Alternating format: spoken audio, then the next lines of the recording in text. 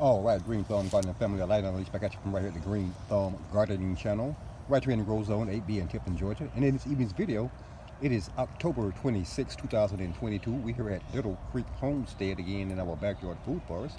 So you guys look around, things are starting to look like it's autumn back here in our backyard food forest. A bunch of leaves all over the ground.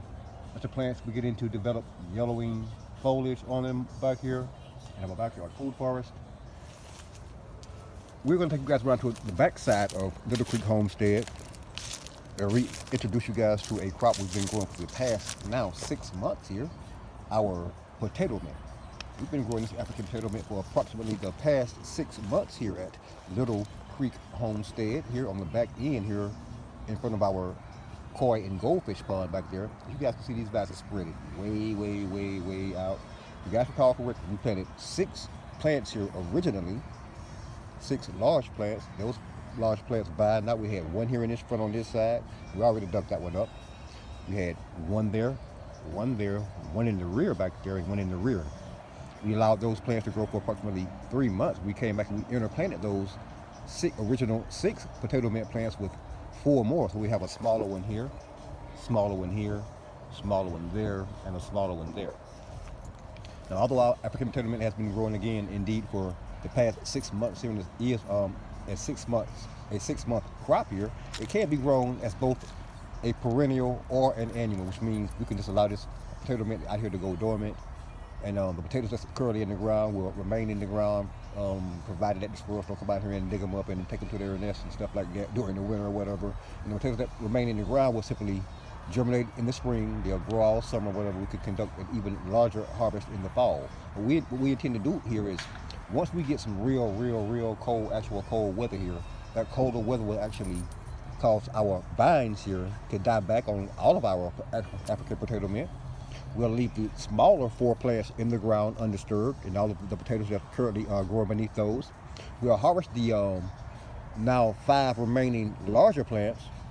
We'll save the smaller tubers that we harvest from these larger plants, and we will replant those smaller tubers in these same rows and some of these other rows over here as well. We're intending to grow far more potato mint next year than we actually grew this year at the Green Thumb Gardening Channel.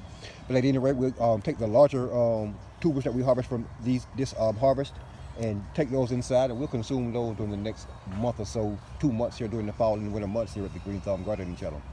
At any rate, what we really wanted to show you guys today is that our vines are beginning to show a little signs of fall, like everything else here is in our backyard food forest. But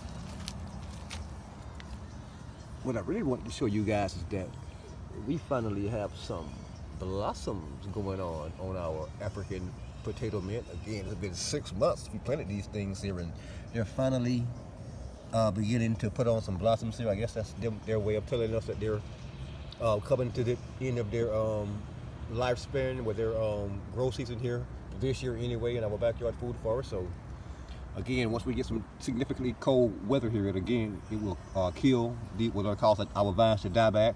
We'll come out here and again harvest our 5 remaining larger potato mint plants. We'll save the larger potatoes to consume during the next 2-3 months here at the Green Thumb Gardening Channel. We'll come back during our harvest and replant all of the smaller potatoes back in these same 2 rows, and probably these 2 rows that I already have healed up over here and fertilized and prepared for growing.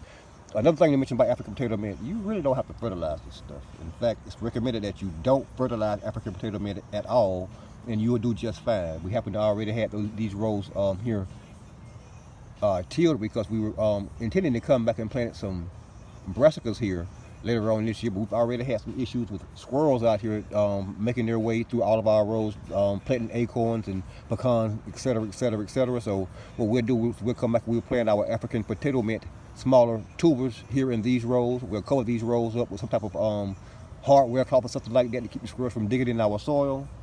And again, we'll save our larger potatoes from our harvest to consume during the next 3 to 4 months here, along with several other things that we're going to be harvesting here at the Green Thumb Gardening Channel. At any rate, thanks for watching. And if indeed you currently do find yourself watching this video on our now blossoming African potato mint plants here at Little Creek Homestead in our backyard food forest, and you're not already subscribed to the Green Thumb Gardening channel, please take a moment to press the subscribe button beneath this video, that like button, that notification button, and be sure, Green Thumb Gardening family, be sure to share this video with your friends and family as well. Yeah, growing potato mint at Little Creek Homestead in our backyard food forest, right here at the Green Thumb Gardening channel, Grow Zone 8B in Tipton, Georgia. Thanks for watching.